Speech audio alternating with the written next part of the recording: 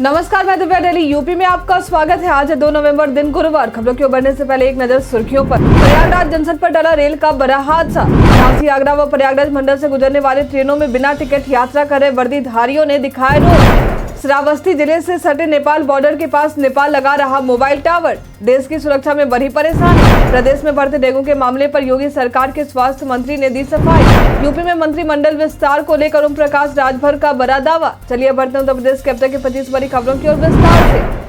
Airport authority of India ने 496 पदों पर निकाली भर्ती। जूनियर एग्जीक्यूटिव भर्ती के लिए एयरपोर्ट अथॉरिटी ऑफ इंडिया की तरफ से 496 पदों पर भर्ती के लिए आवेदन मांगे गए हैं। आवेदन करने की अंतिम तारीख 30 नवंबर 2023 है। इच्छुक उम्मीदवार इसके आधिकारिक वेबसाइट aai.aero.in पर जाकर आवेदन कर सकते हैं। उम्मीदवारों की अधिकतम आयु 27 वर्ष होनी चाहिए। उम्मीदवारों को आवेदन के लिए 1000 रुपए लगेंगे।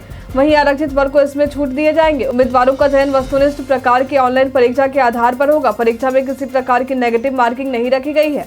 परीक्षा से संबंधित अधिक जानकारी के लिए आप इसके आधिकारिक वेबसाइट पर जाकर विजिट कर सकते हैं। उत्तर प्रदेश बर्थडे में आज हम बात करेंगे विनीत जोशी के बारे में। यह वर्तमान में मणिपुर के मुख्य सचिव हैं। इनका जन्म 2 नवंबर वर्ष 1968 में उत्तर प्रदेश में हुआ था। इन्होंने अपनी शिक्षा IIT कानपुर से और IIFT से प्राप्त की।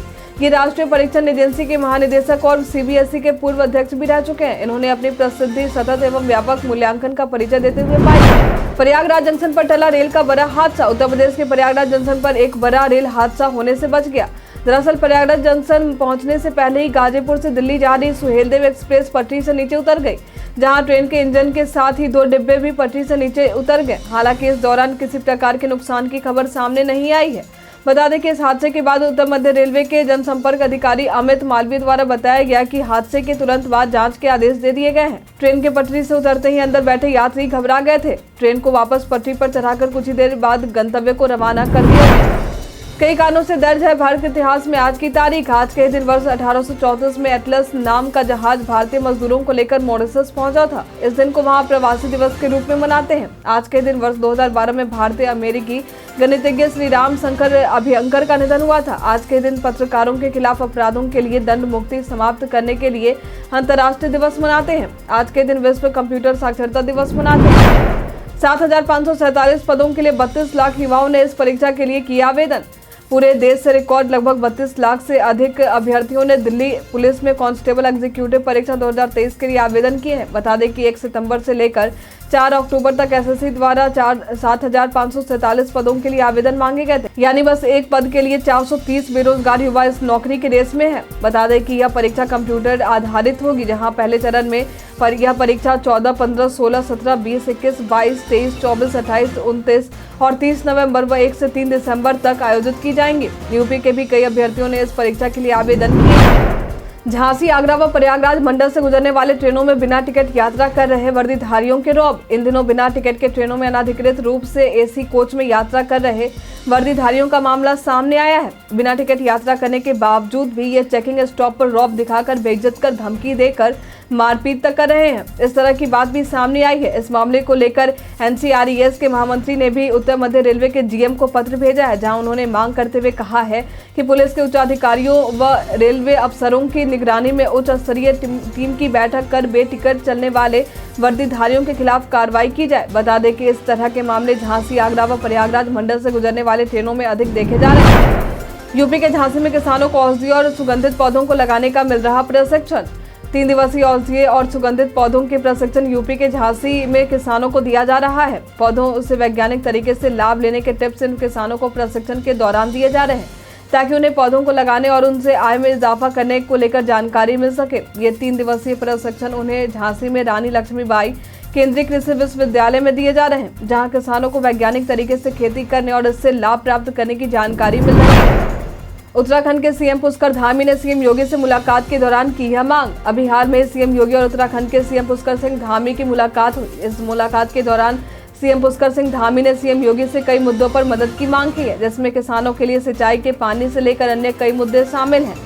जहां गंग नहर से 665 क्यूसेक पानी उत्तराखंड को दिए जाने की मांग है। इसके अलावा परिसंपत्तियों के लंबित मामलों को जल्द हल करने की बात भी सामने आई है। साथ ही उत्तराखंड सरकार को उम्मीद है कि यूपी सरकार इस मांग पर अपनी सकारात्मक प्रतिक्रिया ही देगी। श्रावस्ती जिले से सटे नेपाल बॉर्डर के पास नेपाल लगा रहा मोबाइल टावर, देश की सुरक्षा में बढ़ी परेशानी। उत्तर प्रदेश के श्रावस्ती जिले से सटे नेपाल के बॉर्डर पर नो मीन्स लैंड से महज 2 किलोमीटर की ही दूरी पर नेपाल 3 नए मोबाइल टावर लगाने की तैयारी में है, जिससे भारतीय क्षेत्र में नेपाल के दखल संचार के माध्यम बढ़ने से थोड़ी परेशानी बढ़ सकती है। सभी जानते हैं कि भारत और नेपाल की सीमा खुली हुई है। यहाँ आने जाने वाले लोगों को बस कुछ ही औपचारिकताएं पूरी करनी होती है। किसी खास तरीके का कोई प्रतिबंध देखने को नहीं मिलता है, जिस वजह से इसका फायदा पाकिस्तानी खुफिया एजेंसी व अन्य राष्ट्र विरोधी संगठन उठा रहे हैं। इस मामले को लेकर एसपी ने आईजी को एक पत्र भी लिखा है, जहां इस बात की चर्चा थी कि नेपाल सीमा से सटे इलाकों में टावर न होने के कारण लोग नेपाल सिम का प्रयोग कर रहे हैं, जिससे देश को खतरा हो सकता है। बूंद बूंद पानी के लिए तरसने के बावजूद भी गाजियाबाद विकास प्राधिकरण की लापरवाही आई सामने। उत्तर प्रदेश के गाजियाबाद इंदिरापुरम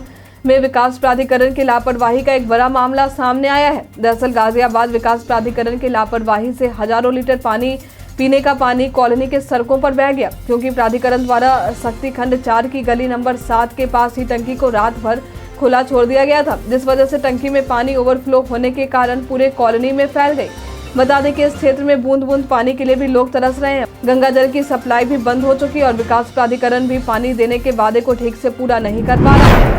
प्रदेश में बढ़ते डेंगू के मामले पर योगी सरकार के स्वास्थ्य मंत्री ने दी सफाई। प्रदेश में डेंगू के मामले कम होने के नाम ही नहीं ले रहे। इस मामले को लेकर स्वास्थ्य विभाग और प्रदेश सरकार भी कोशिश में लगी है।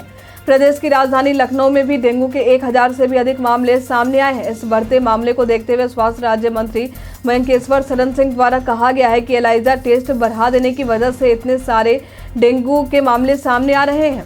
अगर टेस्ट नहीं बढ़ाते तो इतने केस नहीं आते। आगे उन्होंने सफाई देते हुए कहा कि सरकार की मंशा साफ है, योगी सरकार कुछ भी नहीं छिपा रही। टेस्ट कराने और डेंगू के बड़े आंकड़े बताने में हमें कोई संकोच नहीं है। पिछले साल की तुलना में 4 से 5 गुना डेंगू के मामले बढ़े हैं। निवेश प्रोत्साहन नीति को योगी कैबिनेट में मिली मंजूरी। अब यूपी में बढ़े रोजगार के अवसर। योगी सरकार ने कैबिनेट के दौरान विदेशी निवेश को बढ़ावा देने के लिए एफडीआई और फॉर्च्यून 500 कंपनियों के लिए अलग से निवेश प्रोत्साहन नीति को मंजूरी दे दी है। इस नीति के तहत योगी सरकार कंपनियों को निवेश करने पर जमीन खरीद से लेकर कैपिटल सब्सिडी समेत और भी कई रियायतें देगी, जहां आवेदन दरों से कम कीमत पर औद्योगिक विकास प्राधिकरणों में जमीन मुहैया होगी। बता दें कि ये विदेशी कंपनियों के स्थापित होने के बाद यूपी के लोगों को रोजगार मिलेगा। आगरा के ताजमहल के पास सुरक्षा को लेकर सतर्क हुए जवान। अभी हाल में केरल के कलामासेरी में कन्वेंशन सेंटर में धमाका देखने को मिला है, जिसके बाद उत्तर प्रदेश के ताजमहल में भी सुरक्षा व्यवस्था को और मजबूत कर दिया गया। हालांकि यह सक्रियता त्योहारों के कारण बढ़ती भीड़ को देखते हुए भी बढ़ता जा रहा। मिली जानकारी के अनुसार पर्यटकों के बैग ताजमहल के पूर्वी और पश्चिमी गेट से पहले लगे बैरियर पर ही चेक किए जा रहे हैं। साथ ही वाहनों पर लगे पास का सत्यापन भी किया जा रहा। सुरक्षा के इस कड़ी में क्विक रिस्पांस टीम के साथ ही सुरक्षा में लगे जवानों को भी सतर्क रहने के निर्देश दिए गए। उत्तर प्रदेश के मौसम का मिजाज। चलिए अब जानते हैं उत्तर प्रदेश के मौसम के मिजाज के बारे में। मौसम विभाग के अनुसार पूरे उत्तर प्रदेश में संभवतः मौसम शुष्क रहने वाला है। विभाग की तरफ से मौसम को लेकर किसी प्रकार की चेतावनी नहीं दी गई है। हालांकि गुलाबी ठंड का सितम अभी भी जारी है। सुबह और शाम के समय तापमान में थोड़ी गिरावट देखने को मिल रही है। गाजियाबाद के कमला नगर में पिछले ही साल बना यूनानी अस्पताल का हाल हुआ बेहाल। गाजियाबाद के कमला नेहरू नगर में 10 एकड़ जमीन पर 381.42 करोड़ की लागत से राष्ट्रीय यूनानी चिकित्सा संस्थान की स्थापना हुई थी, ताकि प्राचीन यूनानी चिकित्सा पद्धति को बढ़ावा मिल सके। लेकिन इसके निर्माण के 1 साल के बाद भी ना ही यहाँ पर्याप्त स्वास्थ्य कर्मी दिख रहे हैं, ना ही अच्छी स्वास्थ्य सुविधा दिखाई दे रही। इस अस्पताल में कुल 200 बेड लगे हैं, लेकिन एक भी मरीज ऐसे नहीं जिन्हें भर्ती किया गया हो। यहाँ के मेडिकल कॉलेज में भी पढ़ाई अब तक शुरू नहीं की गई है। इतनी लापरवाही के बावजूद भी यहाँ किसी प्रकार की जाँच नहीं देखी गई। उत्तर प्रदेश के इन पॉलिटेक्निक और आईटीआई संस्थानों में बाजार की मांगों के अनुरूप बच्चों को मिलेगी शिक्षा। सार्वजनिक निजी सहभागिता और पीपीपी मॉडल पर प्रदेश के 4 पॉलिटेक्निक और 3 आईटीआई संस्थानों को चलाए जाने का फैसला योगी कैबिनेट में लिया गया है। इन पॉलिटेक्निक संस्थानों में बाराबंकी, हरदोई, कन्नौज और सहारनपुर, वहीं आईटीआई में प्रतापगढ़, मुरादाबाद और इटावा के संस्थान शामिल हैं। इन संस्थानों में बच्चों को बाजार की मांगों के अनुरूप शिक्षा दी जाएगी और साथ ही कई अत्याधुनिक मशीनें भी लाई जा रही हैं। उत्तर प्रदेश पैटर्न में आज हम बात करेंगे जंतर मंतर वाराणसी के बारे में। यह उत्तर प्रदेश के वाराणसी जिले में स्थित एक ऐतिहासिक स्थल है। इसका निर्माण महाराजा जयसिंह द्वितीय द्वारा 1737 ईस्वी में करवाया गया था। यहाँ आपको कई ऐसे प्राचीन यंत्र देखने को मिलेंगे जिससे पहले के समय में सूर्य की गति, दिशा और आदि देखने में मदद मिलती थी। इन यंत्रों में दिशा यंत्र, ड्रामा यंत्र, सम्राट यंत्र आदि शामिल है। यहाँ की ऐतिहासिक इमारत भी प्राचीन समय की कारीगरी का एक बेहतरीन उदाहरण है। यहाँ से आप गंगा नदी के सुंदर दृश्य का आनंद भी ले सकते हैं। यदि आप ऐतिहासिक पर्यटन का शौक रखते हैं तो महज कुछ प्रवेश शुल्क के साथ ही आप यहां आ सकते हैं। भारत पाकिस्तान मैच को लेकर पाकिस्तानी क्रिकेटर ने किया यह खुलासा। बांग्लादेश को 7 विकेट से पाकिस्तान ने वर्ल्ड कप 2023 के 30वें मैच में शिकस्त दे दिया है।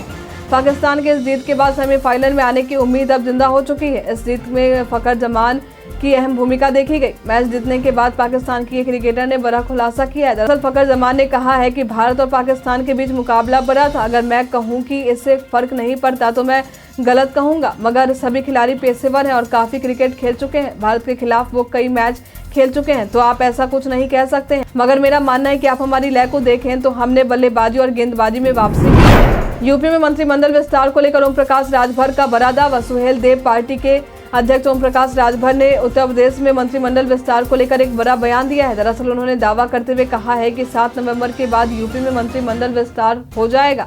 इसे लेकर जल्दी दिल्ली में बैठक होगी, फिर आगे इस पर फैसला लिया जाएगा। आगे उन्होंने कहा कि आगामी लोकसभा चुनाव को लेकर दिल्ली में यूपी पदाधिकारियों की बैठक होने वाली है। इस बैठक में बीजेपी के बड़े नेता मौजूद रहेंगे। उन सबसे चर्चा के बाद मंत्रिमंडल पर मुहर लग जाएगी। काम की बात में आज हम जानेंगे कि राशन कार्ड की नहीं मिल रही है सुविधा तो कैसे करे शिकायत। कोरोना के समय में कई लोगों को आर्थिक तंगी का सामना करना पड़ा था, जिस वजह से केंद्र सरकार ने गरीब लोगों के हित में पीएम गरीब कल्याण योजना की शुरुआत की। इस योजना के तहत लोगों को गेहूं, चावल, दाल, नमक आदि राशन हर महीने मुफ्त में उपलब्ध करवाए जाते हैं। वैसे लोग जिनके पास राशन कार्ड मौजूद है उन्हें हर महीने इस सुविधा का लाभ दिया जा रहा है। लेकिन इधर कुछ शिकायतें ऐसी भी देखी गई हैं जहां पात्रता होने के बावजूद भी उन्हें मुफ्त राशन की सुविधा नहीं दी जा रही। यदि आपको या आपके जानने वाले में किसी को इस तरह की परेशानी हो रही है तो आप घर बैठे इसकी शिकायत कर सकते हैं। इसकी शिकायत के लिए आप सरकार द्वारा जारी किए गए टोल फ्री नंबर 1800110841 या इसके ईमेल cfood@nic.in पर जाकर शिकायत कर सकते हैं। मंत्रिमंडल विस्तार के अटकलों के बीच सीएम योगी का दिल्ली दौरा। आज अमित शाह से होगी मुलाकात। यूपी के मंत्रिमंडल विस्तार को लेकर चर्चा तेज हो गई है। इसी बीच सीएम योगी बीते ही दिनों दिल्ली दौरे पर पहुंचे। सियासी मायनों से यह दौरा काफी अहम माना जा रहा है। मिली जानकारी के अनुसार आज केंद्रीय गृह मंत्री अमित शाह से सीएम योगी मुलाकात करने वाले हैं।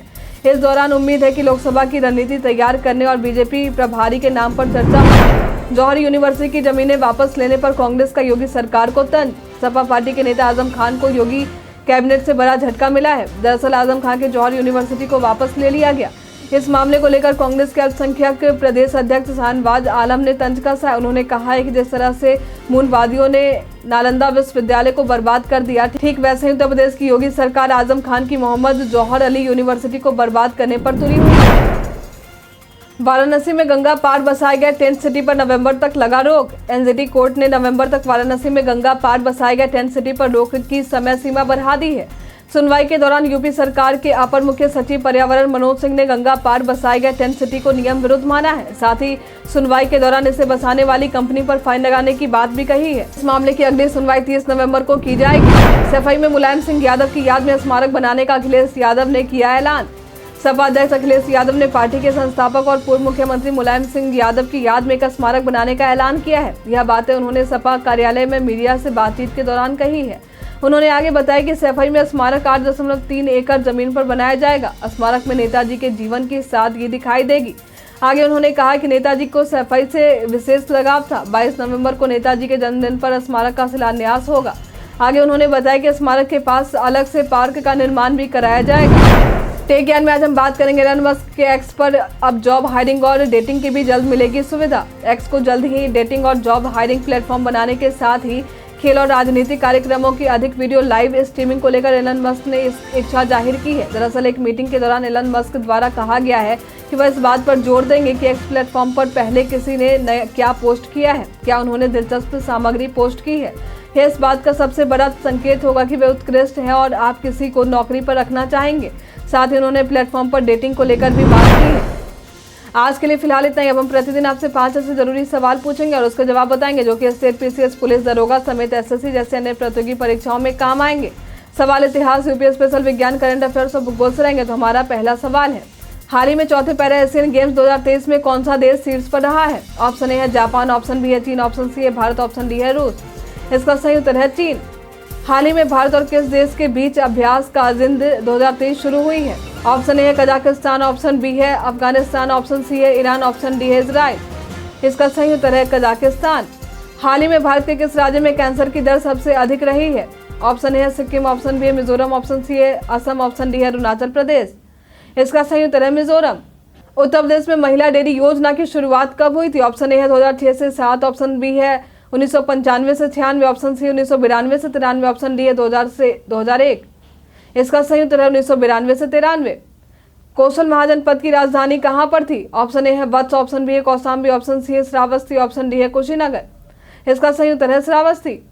सवाल जवाब के दौर अब समाप्त होते हैं। आप में से कितने लोगों ने हमारे सवाल का सही जवाब दिया है कमेंट करके जरूर बताएं। वीडियो के अंत में हम उनका नाम जरूर लेंगे। उत्तर प्रदेश के तमाम खबरों के साथ बने रहने के लिए देखते रहे डेली यूपी।